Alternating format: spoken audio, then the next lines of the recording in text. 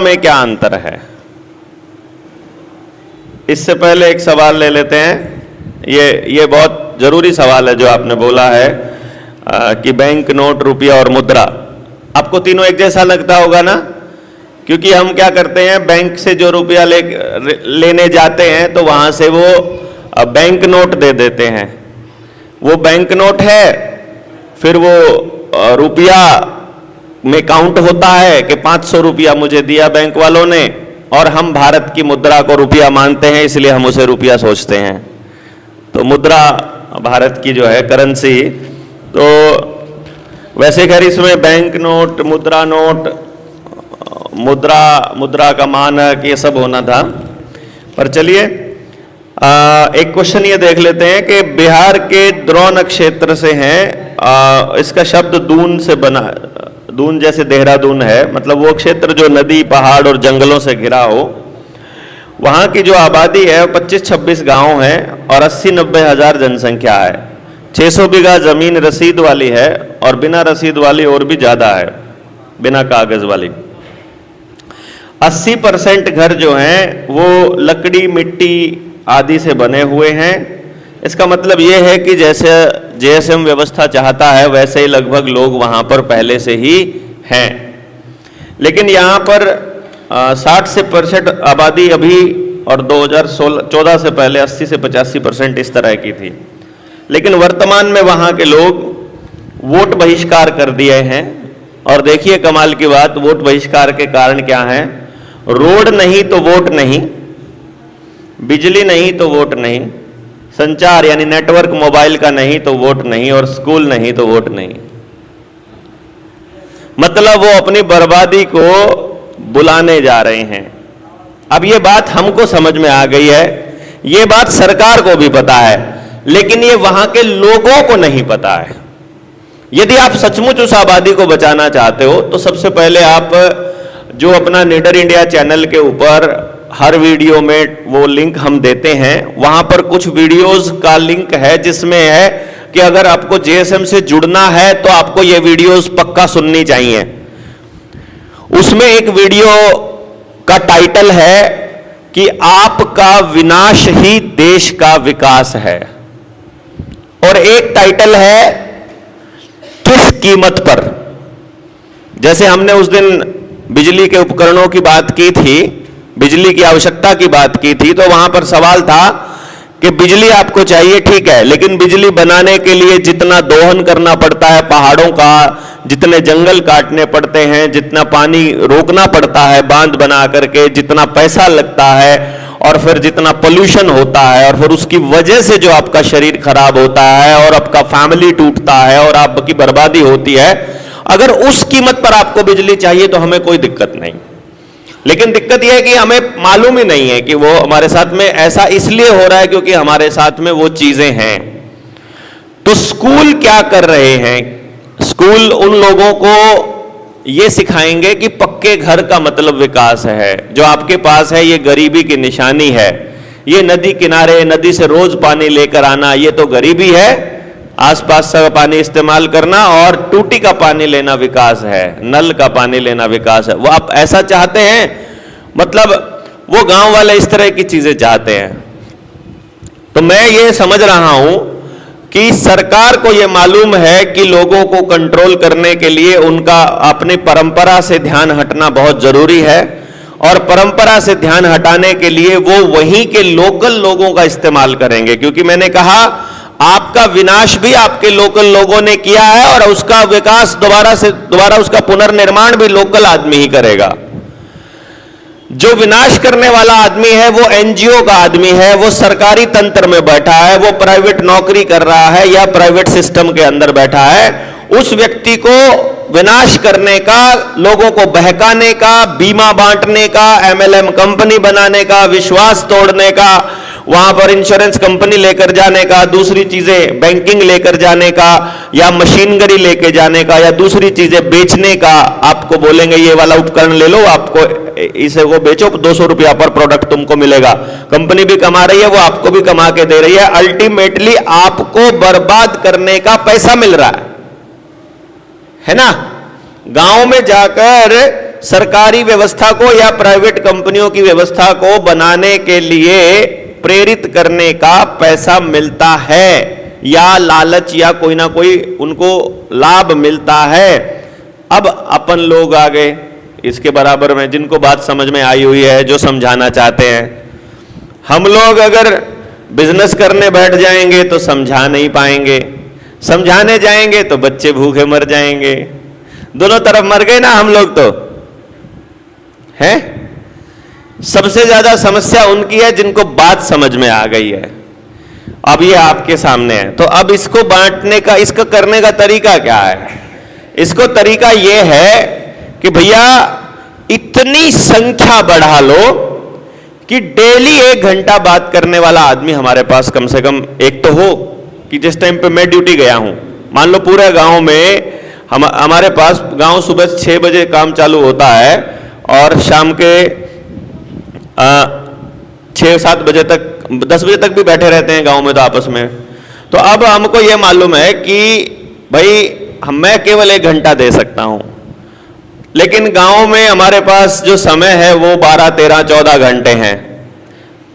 तो इसका मतलब हर घंटा अगर हमें समय देना हो तो गांव में कम से कम 14 बच्चे होने चाहिए। वो डेली का 1 घंटा देना कोई मुश्किल बात नहीं है ना फिर उनके लिए। क्यों? वो एक मोहल्ले में दे रहा, वो एक मोहल्ले में, वो एक मोहल्ले में। और टाइम देने का मतलब क्या? टाइम देने का मतलब भी केवल चर्चा है। मतलब आपको इस चर्चा में शामिल करना है गांव के व्यक्ति को कि बताओ सही क्या है, गलत क्या है। और उसके लिए हमारा प्रत्येक साथी ट्रेंड होना चाहिए, उसके पास हर सवाल का जवाब होना चाहिए, और जवाब नहीं है तो हर सवाल का जवाब ढूंढने की समझ होनी चाहिए, या फिर उसके पास कोई ऐसा लिंक आपस में बना हो जिससे सवालों के जवाब ढूंढ सके, और जहां अटके उसके पास वैसे साथी मिले जो उसकी अटकन को दूर कर सके। यह हमारे पास व्यवस्था होनी चाहिए, या इसके अलावा कोई रास्ता है? क्योंकि हमको पैसा नहीं मिल रहा है, हम ऊर्जा भी लगा रहे हैं, गालियां भी खा रहे हैं। हम उनका भला चाहते हैं लेकिन उल्टा उन्हीं से गालियां खानी पड़ती हैं। तो ये समस्या हमारे साथ में रहेगी और ये एक जेन्युइन समस्या है। इसके लिए आपको अपना संख्या बल बढ़ाना होगा, यानी हमारे पास हर गांव के अंदर 10-12 बच्चे तो हों जो उन मुद्दों पर बात कर रहे हों। अगर उसमें से 2, 4, 5 कहीं चले गए हैं तो जब आ गए हैं तब चर्चा कर लो, और वरना एक के साथ कोई अन्याय होने लगे तो उसके साथ खड़े होने वाले 2-4 लोग तो हों। तो पहले हमें जहां मिलते हैं अपने जैसी सोच के वैसे ढूंढ लो। एक बार जब थोड़ा सा बड़ा ऐलान करेंगे तो हमसे लोग जुड़ने के लिए अपने आप आएंगे भी। बस ये ध्यान रखना है आपको, अभी काम चलाने के लिए या अभी किसी रैली में पार्टिसिपेट करवाने के लिए या अभी किसी फंक्शन में या हमारे किसी जेएसएम की किसी ट्रेनिंग में शामिल करवाने के लिए आप किसी को छोटा लालच देकर ले आए तो कल को वो बड़ा लालच बनने वाला है। समझ गए ना? तो आदमी को समझाकर ही लाना है। यहां लालच देकर लाया हुआ आदमी आपसे काबू नहीं आएगा। वो इतनी गालियां देगा आपको जाते समय या जाने के बाद, वो मतलब आपको चोर साबित कर देगा। वो आप ही को कसूरवार ठहरा देगा कि ये तो सब बहका रहे हैं दुनिया देश को, ये सारे पागल लोग हैं ये तो, या फिर ये सारे चोर लोग हैं। तो इसलिए वो लालच को साइड में रख करके आएंगे तो ज्यादा बढ़िया रहेगा। और अब उन गांव वालों को, आपको अगर उन वीडियोस को सुनोगे तो उन वीडियोस में मतलब वो समझो 3 घंटे की तो है, 3 घंटे का मटेरियल तो उसमें मैंने दिया हुआ है, और वो भी सारा कवर होता नहीं। आपने देखा ही होगा ट्रेनिंग के अंदर सारा कवर कर ही नहीं पाते, एक ही टॉपिक एक बार में ले पाते हैं इस टाइप से। तो फिर वो वहां से लेकर के जो बाकी पार्ट वहां से छूट गए हैं उनके ऊपर भी आप रिसर्च कर सकते हो। और चूंकि उनको बर्बाद करने वाले लोगों को सैलरी मिलती है तो उनको आबाद करने वालों को यह रिस्क खुद लेना पड़ेगा। आपको कोई सैलरी नहीं देगा, आपको कोई पैसा नहीं देगा, आपको हो सकता है कोई शाबाशी भी ना दे, कोई ये भी ना कहे कि तुम काम बहुत अच्छा कर रहे हो, ये भी चांसेस हैं। तो सब चीज़ों के होते हुए भी आपको ये सब करना पड़ेगा, मैं ऐसा मानता हूं। अगर आपको बात समझ में आ गई है तो, बात समझ में नहीं आई है फिर आप कुछ नहीं कर सकते, फिर मैं कुछ नहीं कर सकता। गांव वाले कुछ नहीं कर सकते, फिर उनकी बर्बादी उनके सामने खड़ी है। वोट ही क्यों देना है ये समझ में नहीं आ रहा है। जब आपके गांव में वैसी व्यवस्था है कि आप अपने आप से पूरे समाज के माध्यम से काम कर रहे हो, तो आपको वोट देना ही क्यों है।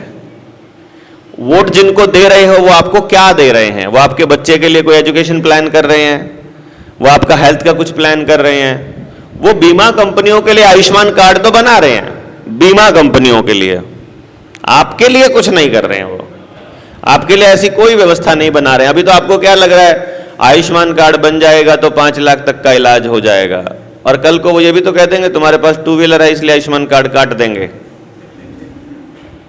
तुम्हारे पास 4 व्हीलर है, आपने मतलब तरक्की करने की सोची तो आप मतलब कट गए। अब क्या, अब इलाज कहां करवाओगे? क्योंकि सरकारी अस्पताल खराब करने के लिए आयुष्मान कार्ड बनाया है, सरकारी अस्पताल से ध्यान आपका हट गया, प्राइवेट अस्पताल में अब आप जा नहीं सकते क्योंकि या तो कंगाल हो जाओगे, नहीं तो आयुष्मान कार्ड आपका है नहीं है। सरकारी अस्पताल की लड़ाई आपने लड़ी नहीं, खुद अपने डॉक्टर तैयार किए नहीं, अपने बच्चों को अपना शरीर ठीक रखना सिखाया नहीं, तो अब आपके पास फिर भीख मांगने के अलावा दूसरा रास्ता नहीं बचेगा। वो बनाना चाहते हैं, आपको उसी तरफ वो लेके जाना चाहते हैं।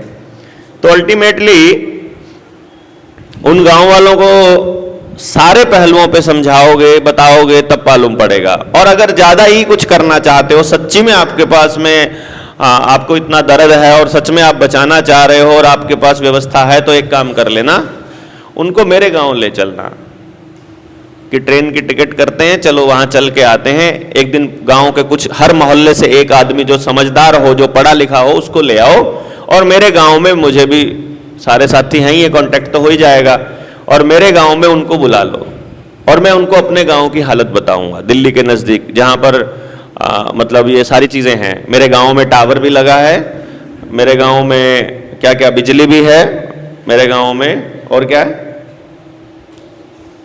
जो सुविधा उन्होंने मांगी वो मेरे गांव में है। और मेरा गांव का बच्चा सब देश छोड़ करके जा रहा है, गांव छोड़ करके भाग रहा है। जो सब कुछ गांव में है फिर क्यों भाग रहा है? जिसके लिए तुम वोट का बहिष्कार कर रहे हो वो होते हुए भी लोग गांव छोड़कर जा रहे हैं। तो असली जरूरत वो चीजें नहीं है जिनके लिए आप संघर्ष कर रहे हो या आप जिसके लिए बोल रहे हो या डिमांड कर रहे हो। तो वो बताने की जरूरत है उनको, वो समझाने की जरूरत है उनको। वो समझाए बिना बात नहीं बनेगी, क्योंकि एक तरफा समझ चल रही है, सिर्फ सरकार के एजेंट या कंपनियों के एजेंट समझाने पे लगे हुए हैं, दूसरी तरफ वाले समझाने पे नहीं लगे हुए हैं। सही निर्णय तब निकलता है जब दोनों तरफ के लोग हों। अगर मान लो जब तक ये जो अपना जो मंच है जनता सरकार मोर्चा वाला, इस मंच में जब तक एक पक्ष वाले लोग रहेंगे कि जो सिर्फ सुन रहे हैं, जो सिर्फ एक तरफा बात जो भी कही जाए उसको मान लेते हैं, तब तक ये मंच सही मंच नहीं हो सकता।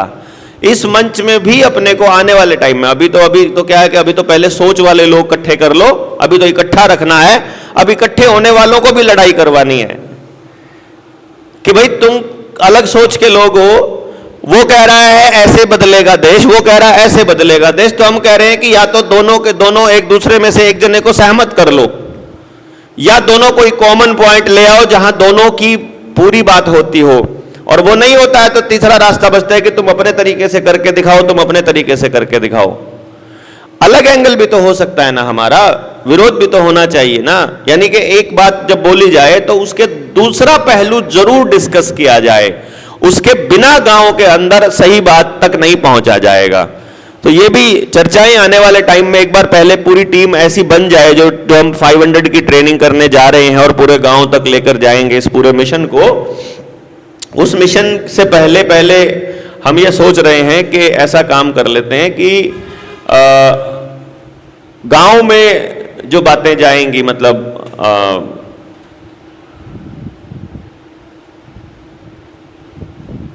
जो भी बातें लेके जाएंगे साथी, जब वो अपना काम कर रहे होंगे उधर, तो इधर फिर हम लोग उन सारे साथियों को डिबेट में लेकर शामिल कर रहे होंगे कि फिर डिबेट आएगी। टॉपिक देंगे हम आपको कि बताओ, मान लो पहला टॉपिक यही दे दिया, मोबाइल नेटवर्क का दे दिया, या मोबाइल नेटवर्क दे दिया, टेक्नोलॉजी में टीवी दे दिया, या फिर बिजली दे दी, या मशीन दे दी जितनी भी घर में है, उस पे टॉपिक पे दे दिया, तो एक पक्ष बोलेगा उनके फायदे की बात कि ये फायदा होता है, एक पक्ष बोलेगा नुकसान की बात, ये नुकसान होता है।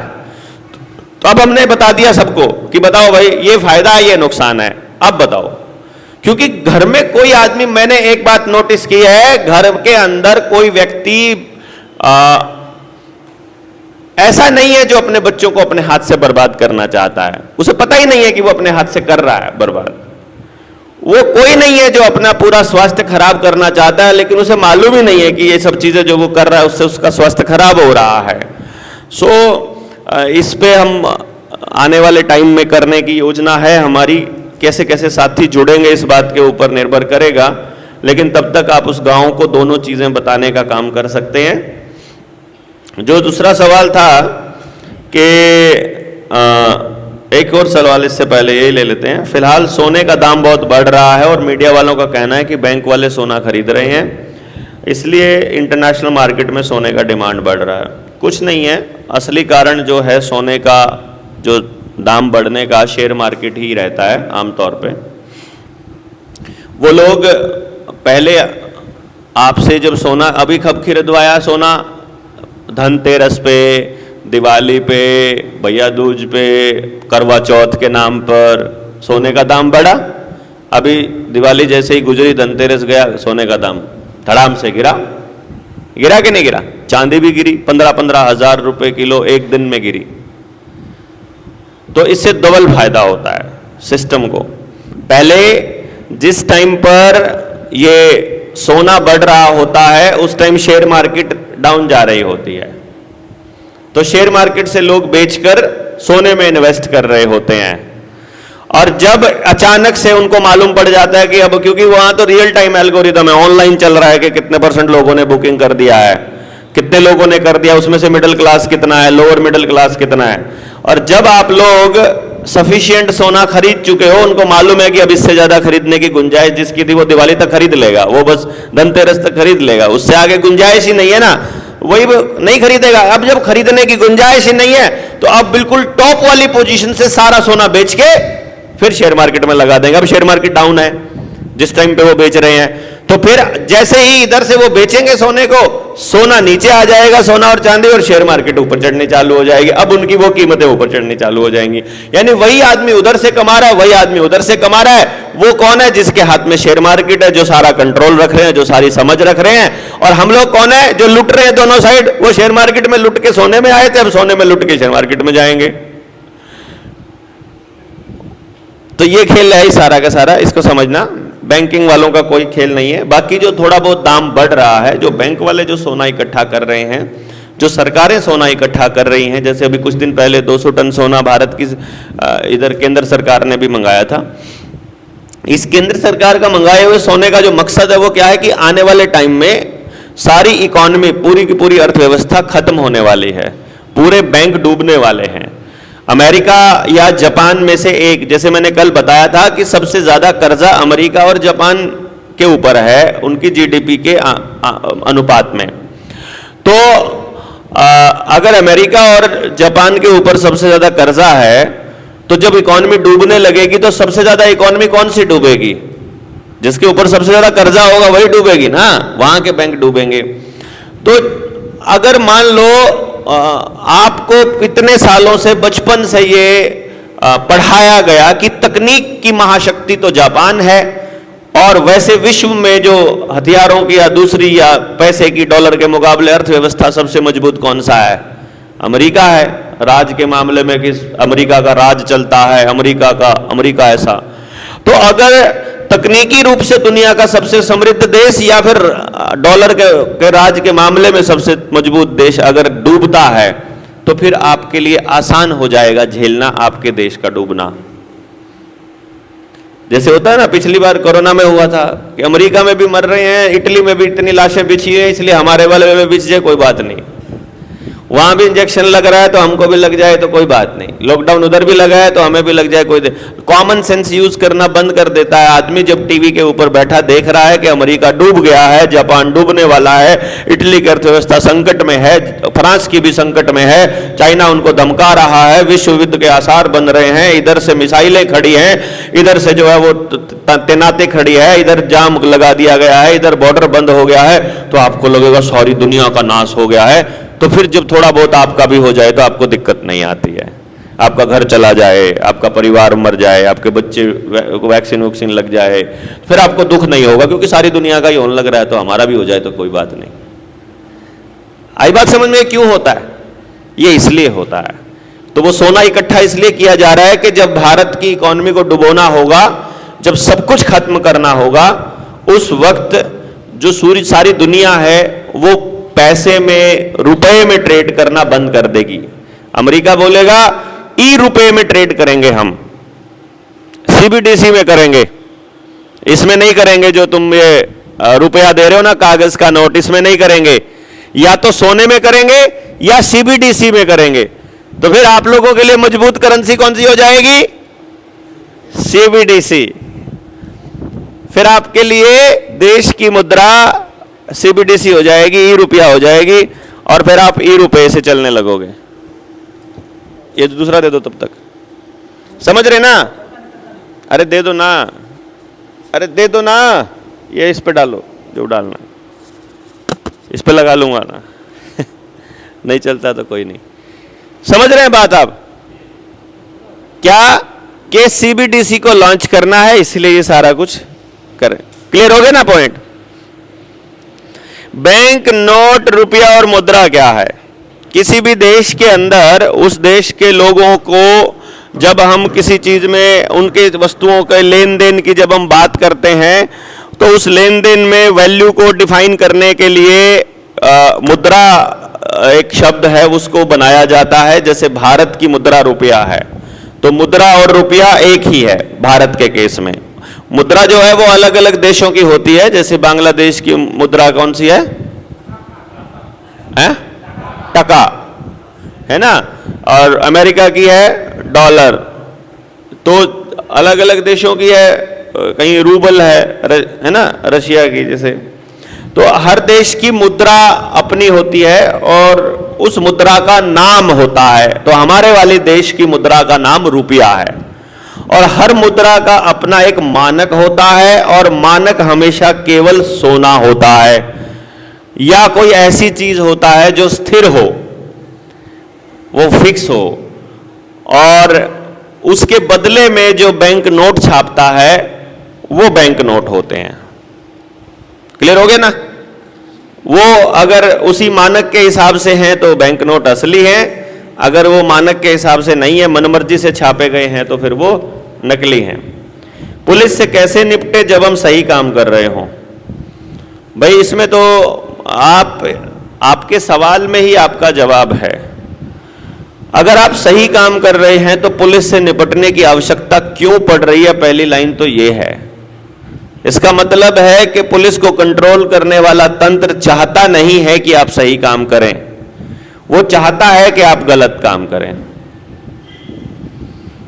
तो इससे निपटने का तो मेरे ख्याल से मुझे जो समझ में आता है, जनता के अलावा कोई दूसरा रास्ता नहीं है। समझ गए ना?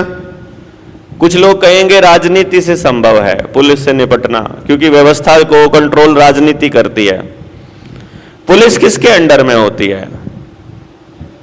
अपने विभाग के अंडर में जो सबसे ऊपरला जो पदाधिकारी होता है वो डीजीपी होता है, डायरेक्टर जनरल ऑफ पुलिस होता है। वो किसके अंडर में होता है? गृह मंत्रालय के अंडर होता है। गृह मंत्री बनना बिना लॉबिंग के पॉसिबल है क्या? एमएलए बनकर आप पुलिस को रोक सकते हो? एमपी बनकर रोक सकते हो? एमपी और एमएलए बनकर जहां पर आप हो वहां की पुलिस थोड़ा बहुत तमीज से पेश आ सकती है बस। पुलिस की कार्यप्रणाली को आप एमपी एमएलए बनकर नहीं बदल सकते। क्यों? गलत कह रहा हूं कि ठीक कह रहा हूं? और पुलिस का जो अफसर है वो उसके हिसाब से काम करेगी।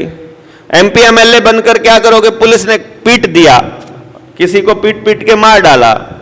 अभी एक लड़की गई थी, एक डॉक्टर गई थी अपनी शिकायत दर्ज कराने पुलिस के पास। वो केस शायद मध्य प्रदेश का है, जिसके अंदर वो नर्स है, वो डॉक्टर है अस्पताल की। मध्य प्रदेश का था कि महाराष्ट्र का था? वो महाराष्ट्र का था, महाराष्ट्र का। अब उसमें वो पुलिस वाले के पास जाती है तो वो पुलिस का जो थाना अध्यक्ष है, सब इंस्पेक्टर है शायद वो, या ASI ऐसा कुछ है, वो उसको कॉन्टिन्यूसली 6 महीने से रेप कर रहा है। और जब उससे बर्दाश्त नहीं होता है, मतलब वो उसको मदद करने की एवज में रेप कर रहा है, और जब बर्दाश्त नहीं होता तो अपनी हथेली पर उसका नाम लिख करके वो मरती है आखिर में कि मेरे पास अब दूसरा ऑप्शन नहीं बचता है। अब MLA और MP ज्यादा से ज्यादा क्या करेगा, यहां उसकी आवाज उठा करके उस पुलिस इंस्पेक्टर तक को गिरफ्तार करवा सकता है बस। वो सजा होने में भी पहले तो छोटी कोर्ट, फिर बड़ी कोर्ट, डिस्ट्रिक्ट कोर्ट, फिर हाई कोर्ट, फिर सुप्रीम कोर्ट, तब तक जो है वो इंस्पेक्टर 40-50 साल का होगा ही, 10-20 साल में वो निपट लेगा। वैसे भी उसने वैक्सीन लगवा रखी होगी पक्का, तो जेल में ही निपट लेगा। तो उस चक्कर में वो क्या केस, उसको न्याय तो कभी नहीं, समाज में ये संदेश कभी नहीं जाएगा कि एक पुलिस अधिकारी ने ये गलत काम किया था और उसको 2 दिन के अंदर या 1 हफ्ते के अंदर सजा मिल गई और अब उसके पूरे परिवार को जो है झेलना पड़ रहा है। गलत काम करे आदमी और उसको इस तरह का सजा मिले कि उसका आगे कोई और ना कर पाए, गांव में एक संदेश जाए, समाज में एक संदेश जाए, तब तो सजा का कोई फायदा होता है। 20 साल 50 साल तक जमानत पे रहने के बाद कोई सजा मिलती हो, क्या सजा है? अभी सजा मिल रही है केवल जो आपके राजनीतिक विरोधी लोग हैं उनको, जो आदिवासी लोग हैं उनको, जो अपनी जमीन बचाने की लड़ाई किसान लड़ रहा है उसको, जो सच की लड़ाई लड़ रहा है, केवल अब उसको सजा मिल रही है, बाकी तो किसी को सजा मिल ही नहीं रही। अब वो 2 मुस्लिम लड़के हैं, उमर खालिद और दूसरा क्या नाम उसका, एक और लड़का है उसके साथ में, वो दोनों के दोनों जेल में बंद हैं पिछले 5 साल से। कमाल की बात यह है कि जमानत पर सुनवाई नहीं हो रही, जमानत की अर्जी पर सुनवाई नहीं हो रही। जज छुट्टी ले जाता है, जज ट्रांसफर हो जाता है, जज दूसरे जज को केस ट्रांसफर कर देता है, कुछ भी हो रहा है और जमानत पे फैसला होना है। संजीव भट्ट का केस आपने देखा होगा, 9 साल से जेल में बंद है, जमानत पर ही बहस नहीं हो रही है तो वकील को खरीद लिया जाता है, जो उसका वकील है, डरा दिया जाता है, धमका दिया जाता है। मतलब आप ये सोचकर देखिए कि ये व्यवस्था बेसिकली आपको न्याय देने के लिए नहीं बनी है। ये व्यवस्था इसलिए बनी है ताकि आपको यकीन हो जाए कि न्याय मिलेगा ही नहीं। तो या तो आप सरेंडर कर दो चुपचाप सिस्टम के आगे, और सरेंडर ना करो तो फिर आप हथियार उठा लो ताकि आपको गोली मारना आसान हो जाए। सच की लड़ाई लड़ने वाले आदमी को हिंसक होना पड़ा तो उसको नक्सली बना दिया, और अगर वो शांति से बैठा रहा तो उसको गोड से मार देगा, गोड से नहीं मारेगा तो जेल में लटका के जेल में मार देगा। तो पुलिस को आप कंट्रोल नहीं कर सकते नेता बनकर। गृह मंत्री या मुख्यमंत्री होंगे तो भी आपके कहने से तब तक चलेगी पुलिस 5 साल। पुलिस की व्यवस्था बनी हुई है, उनका रूल बुक है, उनका काम करने का तरीका है, जो 1860 में 61 में पुलिस कानून के तहत बनकर गया है। पहले अंग्रेज बनाकर गए हैं कि इस देश में जो भी क्रांतिकारी देश के लिए बात करने लगे उसको रगड़ने के लिए ही पुलिस का इस्तेमाल होना है। अभी आप यहां पर बैठे हुए थे, अभी जब आप मैं बीच में फोन करने के लिए बाहर गया था तो मेरे घर में CID वाले आके बैठे हुए हैं इस वक्त, और मेरे मदर फादर जो है, मेरे मम्मी पापा दोनों, और मेरे फादर साहब को 2008 में कभी पैरालिसिस हो गया था, तो वो कभी भी उनको झटका आ जाता है, तो मेरे को ये खतरा है कि वो टेंशन में आ जाते हैं छोटी सी बात से। ऊपर से मैं 24 घंटे इस तरह के काम में रहता हूं, तो मैं उसको कह रहा हूं कि तुम घर में क्यों आए, तुम घर में घर वालों को क्यों परेशान कर रहे हो तुम, यार मेरे से पूछो, तुम मिलते ही नहीं हो, मिलता नहीं हो तो क्या हो गया? मैं कोई अपराध थोड़ी कर रहा हूं। समाज को जगाने के नाम पर वो इस तरह से पेश आते हैं उन लोगों के लिए, यानी कि उसका काम इतना ही सही है कि लोगों को दिमाग में डाउट डाल दो ना बस, लोग घर वालों को डाउट हो जाएगा कि यार इतना सिस्टम इनके पीछे पड़ा हुआ है, तो यार वो फिर मुझे टोकेंगे तो मेरे दिमाग में डाउट आएगा, मेरे दिमाग में डाउट आएगा तो बाकी लोगों के डाउट आएगा तो लड़ना बंद कर देंगे। वो ये चाहते हैं, और ये आज का नहीं हो रहा है, ये पिछले कई सालों से लगातार चल रहा है। मेंटली टॉर्चर करने का काम, कभी जहां पर बेटा खेलता है वहां पहुंच जाएगा कोई पुलिस वाला, जहां पर कोई और काम कर रहा है वहां पर पहुंच जाएगा कोई। वो दिमाग में बस सिर्फ ये कि खौफ बना दो किसी तरह इनके दिमाग में। उनको ये नहीं पता है कि ये लोग कफन सिर पे बांध के निकले। उनको लगता है कि पहले जैसे पहले वाले मान गए थे, ये वाला भी मान जाएगा। तो वो पुलिस का जो कानून है, पुलिस का जो तंत्र है, वो केवल एक ही चीज के लिए काम कर रहा है, और वो है सच की लड़ाई लड़ने वालों का दमन करना। तो इससे सच में बचने का, सच में इससे निपटने का रास्ता है व्यवस्था को बदलना। कि गांव को एक बात समझानी पड़ेगी कि पुलिस की ताकत केवल तब तक है जब तक पुलिस के पास कोई शिकायत लेकर जाता है। समझ रहे हैं आप? पुलिस के पास कोई शिकायत दर्ज नहीं कराएगा तो पुलिस कुछ नहीं कर सकती। अगर कोई उनके पास सीआईडी ना हो, कोई खुफिया जानकारी ना हो कि ये गाड़ी जाएगी जिसमें मतलब असला हो सकता है या जिसमें नशा हो सकता है, तो वो किसी को सड़क पर चलते हुए रोक भी नहीं सकते। वो आपसे आपका ड्राइविंग लाइसेंस भी नहीं मांग सकते जब तक आप कोई मतलब ऐसा वायलेशन ना करो, ऐसा कोई नियम कानून ना तोड़ो। मतलब वो उनको पता है उनके अधिकार क्या हैं, हमको नहीं पता है हमारे अधिकार क्या हैं, और हम लोग ही आपस में पुलिस को ताकत दे रहे हैं लड़के मतलब खुद लड़ाई करके। तो ये चर्चा इसलिए गांव के अंदर कंपलसरी है, इसलिए जरूरी है कि भाई एक बार आके बात करते हैं ना। क्लियर है जी? समझ आया मतलब मैं किस तरफ लेके जाने की बात कर रहा हूं? अल्टीमेटली वरना हमें क्या जरूरत थी? एक बात बताओ आप ना, कि मुझे हरियाणा छोड़ करके आपके झारखंड में आने की आवश्यकता क्या थी? बताओ, थी कोई आवश्यकता? मेरी क्या जरूरत है यहां झारखंड में? मतलब मैं क्या जरूरत की पूर्ति करने आया हूं जो मैं काम वहां नहीं कर सकता? क्या मैं वहां पर नहीं 200-300 लोग इकट्ठे करके उनको भाषण दे सकता? जब अगर ये वीडियो ही बनानी है मुझे तो मैं ये काम तो वहां भी कर सकता हूं ना, ये बात बताते हुए। लेकिन हम यहां क्यों कर रहे हैं? क्योंकि मुझे ये मालूम है कि अगर हरियाणा को हमने सुधार भी लिया, सेट कर भी लिया, और झारखंड खराब है, तो झारखंड से खराबी वहां जाएगी। और अगर आप लोगों ने झारखंड सुधार लिया और हरियाणा खराब है, तो हरियाणा से खराबी यहां आएगी। समाज को एक बिल्कुल सिरे से, पहले देखो ना आप कितने रीति रिवाज मनाते थे। आपका किसी के गांव में मुसलमान साथ में रहता है क्या? हिंदू और मुसलमान इकट्ठा किसके गांव में रहता है बताओ? आपके गांव में रहता है ना।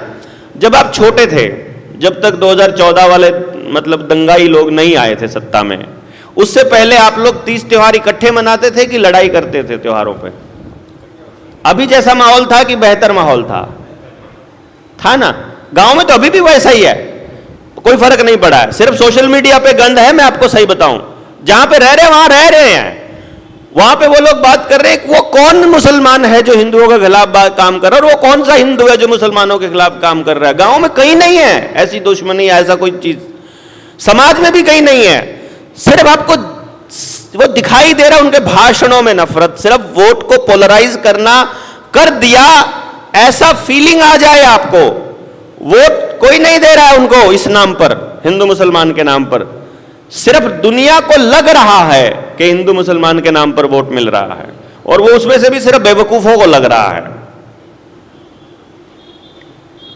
तो ये प्रोसेस जो आपके बीच में है, ये सारा साइकोलॉजिकल ऑपरेशन है। पुलिस को आप बहुत आसानी से हरा सकते हो यदि समाज को मजबूत कर लिया जाए तो। और इसके सैंपल हम लोग जैसे आने वाले टाइम में ये सारी टीम पूरे प्रदेशों से इसलिए जोड़ रहे हैं ताकि आप सब लोग, हम जो वहां करेंगे उसको आप लाइव देखते रहो कि अभी इन्होंने ये किया, अभी ये लोग गांव में जाकर ये किया, तो हम लोगों में से भी किसी ना किसी को ये सब करना पड़ेगा। वो सब पता चले ताकि कि क्या क्या करना है। वरना अगर सोल्यूशन एक लाइन में हमें यहां जैसे भाषण में देने का सोल्यूशन होता, तो वहीं पे चंडीगढ़ में बैठ के ही ना स्पीच दे देते, पुलिस से निपटने का ये रास्ता है, निपट जाओ, जाओ निपट लो सारे के सारे। ये बबूत है, इस बबूत को मार देना, जैसे ही पुलिस वाला सामने आए वो बेहोश होकर पड़ जाएगा। ऐसा कोई बबूत नहीं है कि नहीं? तो ये केवल समाज का जागरण है। बाकी रही बात केंद्र सरकार की और इसकी, केंद्र सरकार और भारत सरकार, इसके ऊपर मुझे नहीं लगता कि हमने कम चर्चा की है। इसके ऊपर तो लीडर इंडिया पे खूब सारे क्वेश्चन पड़े हुए हैं। बाकी मोटे मोटे तौर पे बता देते हैं कि केंद्र सरकार शब्द का इस्तेमाल अंग्रेज़ों के टाइम पर जो पार्लियामेंट ऑफ इंग्लैंड से पास होकर के जो आता था उसको सेंट्रल गवर्नमेंट कहा जाता था, कि सेंट्रल गवर्नमेंट ऐसा चाहती है, सेंट्रल गवर्नमेंट ये कह रही है, सेंट्रल गवर्नमेंट ने ये कानून बनाया है। तो जो ब्रिटिश इंडिया था, ब्रिटिश रूल्ड यानी इंडिया था, इंडिया रूल्ड बाय ब्रिटिशर्स था, सिर्फ उस एरिया के अंदर ये इशू था। बाकी कोई कहीं पर भी भारत सरकार अलग है। भारत सरकार है भारत के लोग, बेसिकली भारत के लोग भारत सरकार है। MLA, MP, prime minister, chief minister और राष्ट्रपति, गवर्नर, ये सब भारत सरकार नहीं है। भारत सरकार हम हैं बेसिक। यही किसी को नहीं पता है बेचारों को, क्योंकि आपने कभी आज तक भारत सरकार का दफ्तर नहीं देखा होगा ना? देखा क्या है? हाँ, हर घर हमारा दफ्तर है, पता ही नहीं है हम लोगों को। हम हैं भारत सरकार। और जिस दिन हाँ लिख सकते हैं, लेकिन उससे पहले आपको डिक्लेयर करना पड़ेगा, और डिक्लेयर आप अकेले करोगे तो चपेड़ ऐसी लगेंगी पता भी नहीं चलेगा। इसीलिए जोड़ने की बात कह रहे हैं। अब हम हरियाणा में जो 1 लाख लोगों का इकट्ठा होकर के, समझे हुए लोगों को इकट्ठा कर रहे हैं, करने का प्लान कर रहे हैं, वो कौन लोग हैं? जिनको बात समझ में आ गई है। उससे पहले हम गवर्नर को, चीफ मिनिस्टर को, उन सबको चिट्ठी लिखेंगे, बकायदा अपने एफिडेविट के ऊपर चिट्ठी लिखेंगे कि भैया जी हम इतने सारे लोग हैं, हमको समझ में आ गया कि भारत सरकार कौन है, हमको ये मालूम पड़ गया कि तुम OIGS हो, तुम ऑल इंडिया गवर्नमेंट सर्विस हो, हमारी सर्विस पे तुम बैठे हो, तनख्वाह तुमको हम दे रहे हैं, तुम हमको कभी भी पिटवा देते हो। यार ये गलत बात है। इसलिए हम लोग डिक्लेयर कर रहे हैं कि हम लोग भारत सरकार हैं और तुम लोग हमारी सेवा में हो। तो तुम अपनी गाड़ी के ऊपर लिखवाओगे भारत सरकार सेवार्थ, और हम लिखवाएंगे भारत सरकार, जो नौकरी पे नहीं है कि नहीं, जो टैक्स दे रहा है। तो वो फिर वो हम बताएंगे ना कि भारत सरकार का सेवार्थ कौन है। ऑन इंडिया गवर्नमेंट ड्यूटी है वो लोग, और इंडिया गवर्नमेंट ऑफ इंडिया है हम। तो उसका कोई ऑब्जेक्शन आएगा सरकार का? जो लोग अपने आप को सरकार कहते हैं, तो देखते हैं क्या आएगा। उनसे पूछेंगे हम कि तुम कौन हो, कहां से आए हो, किस तरह से तुम लोग हमारे ऊपर राज कर रहे हो, कैसे हमारे को लठ बरसा रहे हो, और हमारे नाम पर कैसे हमसे पूछे बिना तुम कानून बना डालते हो। हमारे नाम पर बना रहे हो कि तुम्हारी चुनी हुई सरकार है। हमने वोट दिया भी नहीं था, 70% लोगों ने वोट दिया ही नहीं था उस पार्टी को जिसकी वोट है, जिसकी सरकार है। 70% लोगों ने वोट दिया नहीं है। उन्होंने कानून बनाने से पहले उनसे पूछा नहीं है, और कानून बनाकर थोप दे रहे हैं। ये नौटंकी ज्यादा दिनों तक इनकी चलने नहीं देंगे। ये सरकार गिराना कोई बड़ा काम नहीं है, पर उसके बाद क्या करोगे? उसके बाद आपस में जूता बजाओगे, कौन प्राइम मिनिस्टर बनेगा। इसलिए गांव की व्यवस्था बनना जरूरी है कि नहीं जरूरत है तुम्हारी भाई। ऊपर जो बैठा है उसको साफ साफ बता देंगे कि दूसरे देश के साथ युद्ध हो, वैसे तो तुमको करना नहीं है, करने की जरूरत होती नहीं है, हमको मालूम है। वहां का नागरिक भी नहीं चाहता कि उनका बच्चा मरे।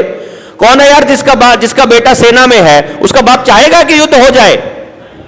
आप चाहोगे कि आपका भाई, भतीजा, दोस्त, यार, रिश्तेदार, फूफा, बुआ कोई मरे, विधवा हो, ऐसा कुछ चाहोगे आप में से कौन है जो युद्ध चाहता है? यार एक नागरिक नहीं मिला मुझे आज तक जो युद्ध चाहता है।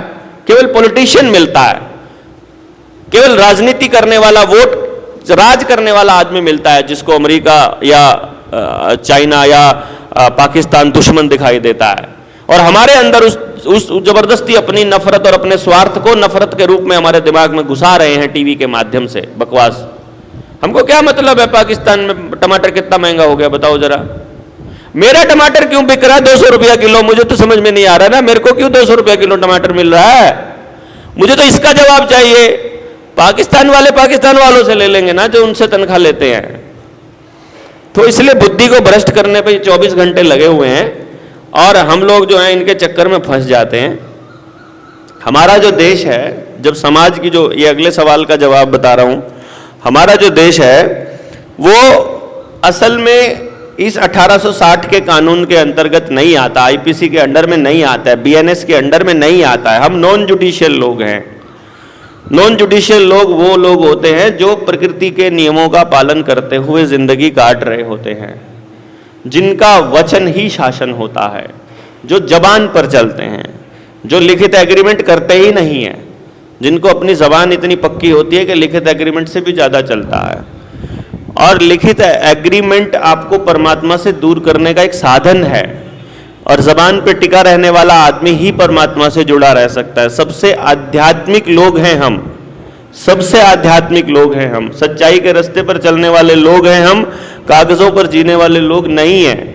हमको जानबूझकर Aadhaar card, voter card, date of birth का सर्टिफिकेट, फिर पढ़ाई का सर्टिफिकेट, फिर आईटीआई का सर्टिफिकेट, और अभी तो कह रहे हैं कौशल विकास योजना वाला सर्टिफिकेट। तुम तो अभी पंचर भी नहीं लगा सकते अगर कौशल विकास योजना का सर्टिफिकेट नहीं है, तो किराने की दुकान नहीं खोल सकते, तुमको उनका सर्टिफिकेट चाहिए, फिर क्या करोगे?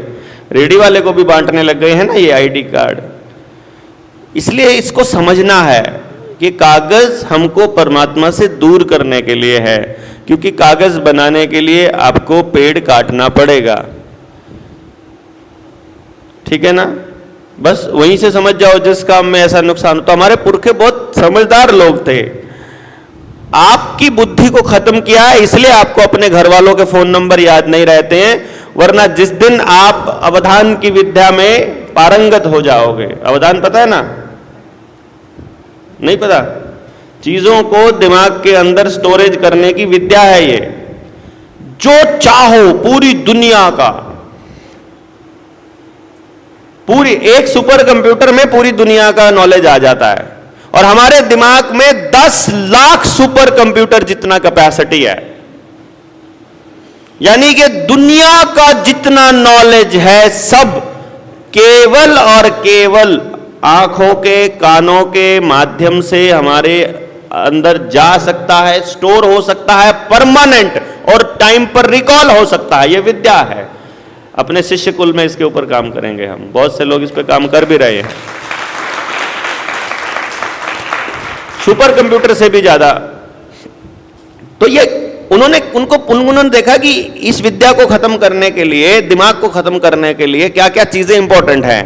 बिना मतलब की आवाज, बिना मतलब का दर्द, पेन होना चाहिए, डिप्रेशन में होना चाहिए, चिंता में होना चाहिए, भूखा होना चाहिए, या जरूरत से ज्यादा पेट भरा होना चाहिए, या ऐसी चीजें खानी चाहिए जो मौसम के विरुद्ध हैं, जो प्रकृति के विरुद्ध है, जो शरीर की प्रकृति के विरुद्ध है, या वो डिस्टर्ब होना चाहिए, उसकी मूल प्रवृत्ति से अलग, अकेला होना चाहिए। मूल प्रवृत्ति सामाजिक प्राणी है हम, अलग कर दो, अकेला कर दो, उसी में खत्म हो जाएगा, दिमाग खराब होना शुरू हो जाएगा। मतलब वो पूरा सिस्टमैटिक तरीके से उनके पास वो सारा नॉलेज है। मैंने आपको परसों भी बताया था, कल भी बताया था कि बीच के 500, 700, 1000, 2000 साल का आपको रिकॉर्ड नहीं मिल रहा है, वो रिकॉर्ड में सब कुछ है।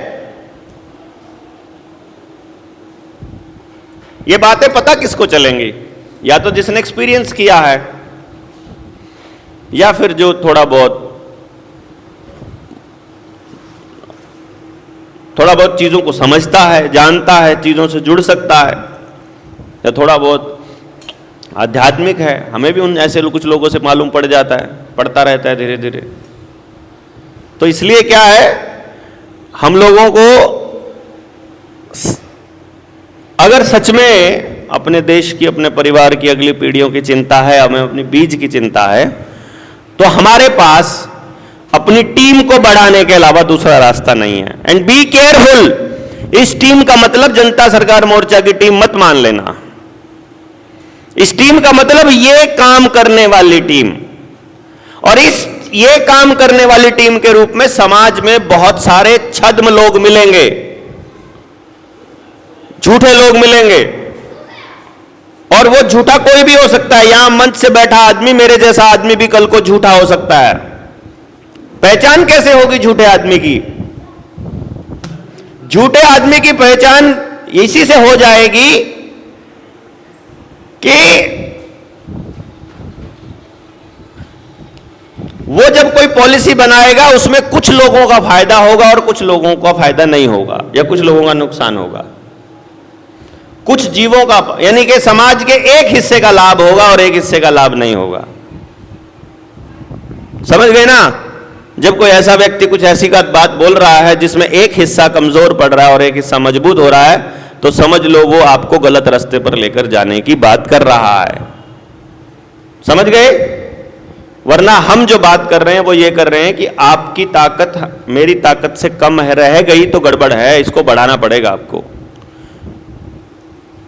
समझ गए ना?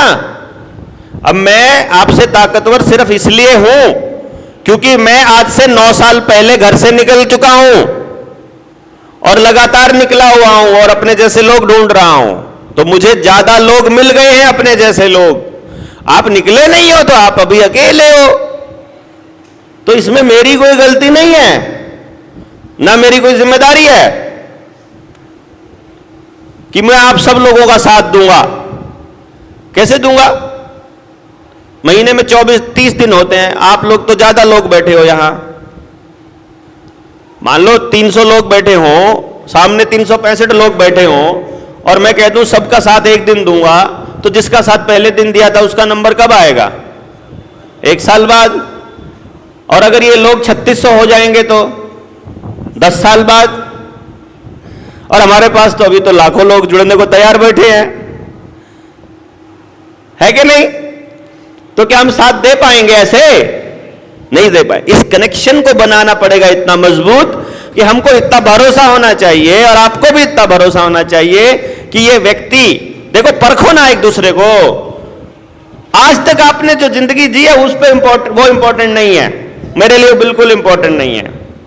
आपके पास आने से पहले मैंने क्या जिंदगी जी है ये आपके लिए इंपॉर्टेंट नहीं होनी चाहिए मेरी जिंदगी। आज मैं आपके बीच आया हूं, अब आपको मेरी कुछ बातें आपने सुनी हैं, जो आपने मेरी बातें सुनी हैं उनमें से क्या झूठ है निकाल के लाओ, उसमें से कौन सी चीज है जो मैं फॉलो नहीं कर रहा हूं वो ढूंढो, उसमें से कौन सी चीज है जो मतलब हमको करना। जैसे मोबाइल का मैं विरोधी हूं लेकिन मैं इसको यूज कर रहा हूं, मैं अपने लिए यूज नहीं कर रहा हूं इसका, ना मैं किसी से फोन पे बात करता हूं, ना मैं चैटिंग करता हूं, ना मेरा कुछ है। हम इस पे वीडियो बनाते हैं, डाल देते हैं, ठीक है, बाकी लोगों तक बात पहुंचाने के लिए हम लोग ये काम कर रहे हैं। तो मैं ये कह रहा हूं कि आप लोगों को जो इतना सारा, जो आपने इतने लोग जोड़े हैं या जो आज आप जुड़े हो, तो आज इस जुड़ने की प्रोसेस में आज के बाद आपको अपने साथ आए इन लोगों को परखना है। और उसमें परखने में एक ही बात परख लो, बस ज्यादा मत परखो कि ये अपने दिए हुए वचन का पालन करता है कि नहीं करता है। बस उसने कह दिया मैं 10 बजे आऊंगा, 10 बजे आता है कि नहीं आता है। उसने कह दिया कि मैं ये काम करूंगा तो वो करता है कि नहीं करता है। उसने कमिटमेंट कर दिया, वो कमिटमेंट को पूरा कर रहा है कि नहीं कर रहा है। बस इतना देखो आप, ज्यादा दिमाग मत लगाओ कि भाई ये इसका साथ देना है कि नहीं देना है, कि इसको ये अमीर है कि गरीब है। ये नहीं, जबान से चलता है कि नहीं, क्योंकि जैसे ही आप जबान से चलना चालू करोगे आज, तो आपको पुराने अपने किए हुए किसी भी गलत काम, जिसको आज आपको गलत लग रहा है, उसके लिए पछतावा करने में क्या दिक्कत है? उसको छोड़ना ही तो है बस खाली। यानी हमको समझ में आ गया कि इसके ऊपर पछतावा करना है और क्या हो गया? ऐसा नहीं होता, मैं यहां से ऑन करता हूं जब आप उठते हो मैं बंद करता अभी देखो बंद कर देता हूं, बंद करके चल जाएगा। अभी आप उठ के चलोगे फिर मैं इसको ऑन कर दूंगा, ऐसे चल पड़ेगा फिर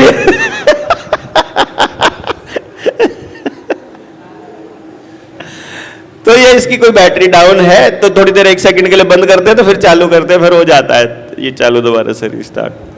तो इसमें दिक्कत है, उसमें नहीं है ये इसमें माइक में दिक्कत है, उसमें नहीं है, वो ठीक है। ये इसमें मैं बंद करता चलाता हूं तो फिर चालू है, कोई बात नहीं। समझ गए आप बात को कि आपको अभी, अच्छा एक बार आपने परख लिया कि ये आदमी हमारे साथ का है, ये आदमी हमारे साथ के हैं, समझे? वो फोन आया हुआ है उसमें, हाँ इसमें है। समझ गए आप बात? आपने एक बार परख लिया कि ये अपने मोर्चे के साथी है, फिर तो साथ दो यार, फिर तो साथ देना चाहिए। उठाना साइड में करके, फिर तो साथ देना चाहिए ना आपको, जब एक बार मालूम पड़ जाए। तो जब आप अपनी टीम बनाएंगे, हम आने वाले टाइम में जो अभी हम चर्चा भी कर रहे थे, अभी वीडियो डलेगी, उसका मैंने शेड्यूल किया हुआ है, 1-2 दिन के अंदर वीडियो डल जाएगी। उसमें हम बता रहे हैं कि हमारा स्ट्रक्चर काम कैसे करेगा जनता सरकार मोर्चा का। और इसमें मोर्चा, फिर मैं फिर कह रहा हूं, इंपॉर्टेंट नहीं है। आपको जो यहां साथी जिन्होंने यह आयोजन में मुख्य भूमिका निभाई है, उनसे कांटेक्ट करना है, आपको उनके साथ कनेक्ट हो जाना है, कनेक्ट होकर के थोड़ा सा काम करना है। काम करना है एक दूसरे को परखने के लिए, देखने के लिए, पता लग जाएगा ना। 2-4 बार साथ जाओगे तो मालूम पड़ेगा कि भैया खाना खा रहे थे। अब जो ईमानदार आदमी होगा वो बोलेगा सारे जने कंट्रीब्यूट करो। अब उनमें से एक ईमानदार ऐसा भी मिलेगा जिसका घर का जुगाड़ ठीक है, अच्छी 20-30-50 बीघे जमीन है, वो बोलेगा कोई दिक्कत नहीं है, मैं पे कर दूंगा, उसकी कोई दिक्कत नहीं। अब एक आदमी है जिसका खर्चा चल ही नहीं रहा है, वो उसको वैसे ही देख लेगा भाईचारे में कि यार इसका खर्चा चल नहीं रहा है, तो भाई तुम कुछ काम शुरू करो, हम मदद करेंगे। पैसा नहीं देना है उसको, अपने साथी को पैसे से मदद नहीं देनी है, क्योंकि पैसा लेकर के आदमी कभी भी समाज का काम नहीं कर सकता। क्या करना है, वो जो करता है उसके काम में उसकी मदद करो जितनी ज्यादा हो सकती है। और उसकी मदद हो गई, मान लो साथ के साथ आदमी की, अब मदद भी हो गई है, साथ में काम कर रहा है। ये जो सामाजिक जीवन है, ये मार्केटिंग भी तो है साथ में। अरे जो आदमी आपसे जुड़ जाएगा वो आपका कस्टमर भी तो है, नहीं समझे? आप जो भी काम करते हो उसको खरीदने के लिए ग्राहक भी तो है, और आप उस पर भरोसा करते हो, वो आप पर भरोसा करता है। तो कोशिश करो उधार ना लेना पड़े और उधार ना दो, और अगर दो तो जितने टाइम पे कमिटमेंट कर दिया उतने टाइम पे वापस करो। एक दूसरे को मजबूत करना है ना, हमको एक दूसरे का फायदा उठाना है, लेकिन इस शर्त पर नहीं उठाना है, इस कंडीशन पर नहीं उठाना है कि अगले का नुकसान हो जाए। हमें एक दूसरे का लाभ उठाना है, हमें एक दूसरे को लाभ देना है, बेसिकली एक दूसरे को। पर्पस ये है यहां एक दूसरे से मिलवाने का। तो आपको ये सब बातों पे खास ध्यान रखना है कि आप सब लोग एक दूसरे के पूरक बन सकते हो, लेकिन पहले थोड़ा काम कीजिए। कहीं रास्ते में चल रहे हो, लंबा सफर है, या तो घर से खाना लेकर आइए, सारे के सारे एक आदमी एक्स्ट्रा का ले आइए, काम चल जाएगा, एक टाइम एक्स्ट्रा चल जाएगा। खाना नहीं लेकर चले हैं, बाई चांस आपको रास्ते में खाना पड़ गया है, ढाबे पर खाना पड़ गया है, तो जब तक आपका कोई स्ट्रक्चर नहीं बना है और आप ऐਵੇਂ ही इकट्ठे हुए हैं, 4 आदमी 5 आदमी, और फिर साथ जा रहे हैं एक गाड़ी में, अब खाना खा रहे हैं, अब एक जने की गाड़ी टूट रही है, तो कम से कम पेट्रोल सबको मिलकर उसमें डलवाना चाहिए। तो हम तो जैसे हम क्या करते हैं, शुरुआत में जब हम बिल्कुल 2016 में अगर किसी की गाड़ी लेके चलते थे ना, तो हम अगले वाले को बोल देते थे, भाई साहब एक काम करो, अपनी गाड़ी टंकी फुल कराओ। तो टंकी फुल करा के हम बोलते, जो तुमने अभी तक फूका हुआ वो तो तुमने फूका है ना, तो टंकी फुल करा के तब चलते थे। सारे जने बैठ के टंकी फुल करा के, वो अपने पैसे से टंकी फुल कराता था। फिर जितना भी घूम के आए, जितना पेट्रोल लगा, जब उसकी गाड़ी को वहां छोड़ते थे तो टंकी फुल करा के वापस दे देते थे। जितना फूका फूका, हमें क्या मतलब कितने की माइलेज दी, कितने की नहीं दी, हमने क्या सोचना कितना करना, समझे ना भाई। वो बोलेगा इतने का लगा, वो बोला ना इतने का, कोई कैलकुलेशन करने की, तुम टंकी फुल कराओ अपनी और चलो यहां से। वो अपनी करा के चला है ना, उसको फुल दे दो बस, है उसका कोई नुकसान नहीं हुआ, बल्कि एक्स्ट्रा दे दो थोड़ा सा, क्या दिक्कत है, उसकी गाड़ी भी तो टूटी है, उसको सर्विस का खर्चा है लगभग 2 रुपया प्रति किलोमीटर, 1 से 2 रुपया प्रति किलोमीटर खर्चा होता है सर्विस का। मतलब सर्विस और टायर का 10 पैसे के 20 पैसा किलोमीटर का टायर का खर्चा होता है। ये मैंने टोटल कैलकुलेशन करके देखा हुआ है कि आदमी चलता है तो आपको तो सिर्फ तेल दिखाई दे रहा है, उसकी मेंटेनेंस का, उसका इंश्योरेंस का देखो ना आप, इंश्योरेंस का पैसा जो लगता है पूरे साल का, वो तो तनख्वाह के जैसा जाता है अगर गाड़ी थोड़ी बड़ी होती है तो वो भी आपको थोड़ा सा सोचना है कि हम लोग एक दूसरे के, और खाना खा रहे हैं होटल के ऊपर, एक आधा साथी ऐसा मिलेगा जो खाना खाते टाइम, ऑर्डर करते टाइम सबसे आगे रहता है, और जब बिल देने की बारी आती है तो बाथरूम में चला जाता है। तो दिखता है वो सबको, ऐसा थोड़ी है सब अनाज खाते हैं भैया, सबको दिखता है कि ये चला गया था। ऐसा करने की जरूरत नहीं है आपस में। हमको एक दूसरे के साथ बराबर में रहना है, सबके साथ। वो अभी तक जो किया है उसको छोड़ने का है, कोई दिक्कत नहीं है, वो हो गया जो हो गया। अभी जब चले तो हम सच्चे मन से, सच्चे दिल से एक दूसरे का साथ देने के लिए चलें, ऐसा कुछ सोच के हमको चलना है। और कोई भी आदमी इतना मजबूत नहीं बनना है हमारे में से, कोई ना बने, मतलब ये कोशिश हम लोग करेंगे कि वो पूरे सिस्टम को मतलब तोड़ दे तो जो अब तक बनाया है। इसीलिए हमने इसके ऊपर प्लान किया है कि एक आदमी के पास 20 आदमियों की टीम रहेगी, 1:20। यानी मैं अगर आपको बोलूंगा कि ये काम करना है तो आपने करना ही नहीं है मेरे कहने से। मैं अपने उन 20 लोगों को बोलूंगा, वो 20 लोग अपने 20 लोगों में से बताएंगे, वो अगले अपने 20 में से, आप जिसके 20 में आते हो वो बताएगा। अगर इस चेन में कहीं पर कट है, पता लग जाएगा ना कहां गड़बड़ है। मतलब मैं आपकी बात अगर मेरे तक नहीं पहुंची है तो मतलब बीच में गड़बड़ है, मेरी बात आप तक नहीं पहुंची है तो गड़बड़ है। ये नेटवर्क हम लोगों को बनाना पड़ेगा ना वैसा कि जितने लोग हैं, अगर एक आदमी रूठ गया, रूठता रहे, क्या दिक्कत है, उसकी जगह दूसरा आदमी तो रखना है बस, खाली 20 में से।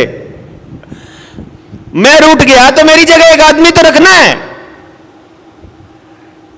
मैं चला गया, कुछ भी हो गया मान लो, तो हमारे पास समझ होनी चाहिए काम क्या करना है, और हम एक दूसरे के साथ सिंक्रोनाइजेशन में होने चाहिए। तो हमको इस तरह से बनाना है स्ट्रक्चर कि मजबूत का मजबूत रहे और किसी को पता भी ना चले कि कितने मजबूत लोग हैं।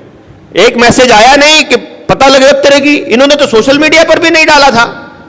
भैया मैंने 20 लोगों को मैसेज किया, उसने अपने 20 लोगों को कर दिया, उसने 20 लोगों को कर दिया कि सुबह 6 बजे वहां पहुंचना है। अब सुबह 6 बजे वहां अचानक इतने लोग, पैर फूल जाएंगे सरकार के कि कैसे, क्या चक्कर, क्या ये कैसे आते हो तुम लोग, तुम्हारा कम्युनिकेशन सिस्टम कैसा है। ना तुमने फेसबुक पर डाला, ना तुमने वीडियो डाली, ना कुछ और डाला, तो कैसे पहुंचे तुम। समझ रहे बात आप। क्योंकि सरकार ताकतवर कहां है, उनको आपकी हर गतिविधि का पता है, उनको आपके सारे मेंटालिटी का पता है, उनको आपके सारे संगठन का पता है, कौन सा संगठन कैसे टूटना है उनको यह भी मालूम है, किसके ऊपर मुकदमे करने हैं, किसके ऊपर अत्याचार करना यह भी पता है, उनको सब मालूम है कि कंट्रोल कैसे करना है। लेकिन उनको सब मालूम तब होएगा ना जब उनको सब मालूम होएगा।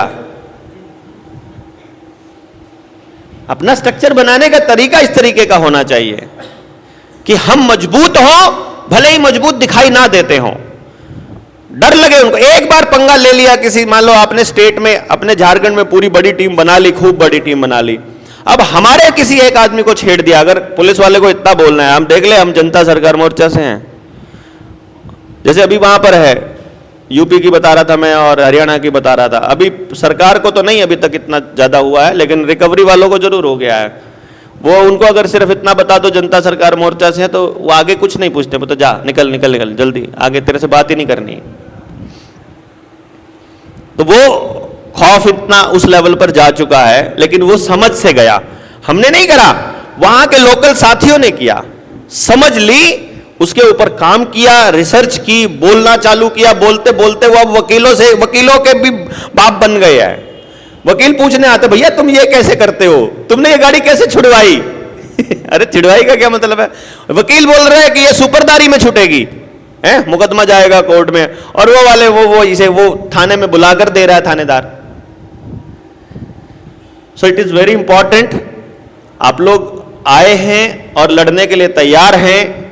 मुझे लगता है कि ये, मतलब मुझे क्या लगता है, ये दिखाई दे रहा है, आप सीधी सीधी लड़ाई में इनसे नहीं जीत पाओगे, पैसों में आप इनसे मजबूत नहीं हो सकते, है ना। संख्या बल से में भी अब तो ये वाइब्रेशन बढ़ा करके आपको निपटा सकते हैं, गांव में भी आपको जूता मरवा सकते हैं, ये सारा कुछ कर सकते हैं। बस ये अगर आपसे हारेंगे तो कहीं हारेंगे तो ज्ञान में हारेंगे, इसलिए हम बोलते हैं ये ज्ञान युद्ध है। समझ जिसके पास होगी वो ही अपने परिवार को बचा पाएगा बीमारियों से, वही बचा पाएगा इन आतंकियों से, वही बचा पाएगा सरकारों के प्रोपेगेंडा से, और वही बना पाएगा अपने समाज को दोबारा से समाज। अभी समाज सारा टूटा पड़ा है, नशा भी निकालना है, एजुकेशन सिस्टम भी सुधारना है, एम्प्लॉयमेंट का भी करना है, खेत भी बचाने हैं, जमीन भी बचानी है, सब कुछ बचाना है। काम मुश्किल लग रहा है, लेकिन समझ आते ही कुछ नहीं करना है, सिर्फ समझ आना है, बस खाली समझ आने तक जोर लगाना है। रेडी हो? अरे हो कि नहीं? रेडी है ना? भारत की हुंकार है, भारत की हुंकार है, जय जोहार का नारा है। जय जोहार आप सबको।